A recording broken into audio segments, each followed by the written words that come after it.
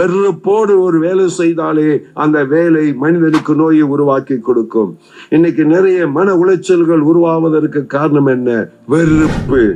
வேலையின் மேல விருப்பம் இல்லை. விரும்பி வேலை செய்தாதான் வேலையில வெற்றி அடைய முடியும்.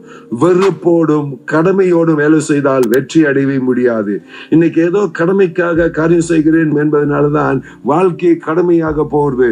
செய்யற வேலையில எந்த பொறுப்பும் இல்லை. உண்மையான உழைப்பு கொடுக்கப்பட்டிருக்கா? உண்மையாக உழைத்து இருக்கா? உண்மையாக காரியம் செய்து இருக்கா? உண்மையோடு செயல்பட்டு இருக்கா? இப்ப ஒரு லீவ் எடுப்பதற்காக ஒரு மருத்துவரிடம் போயிட்டு பொய்யாக நடித்து சிக் சர்டிபிகேட்டை கொண்டு வந்து கொடுக்கும் பொழுது இல்லாத நோயே எதிர்காலத்துல வருமா வராதா?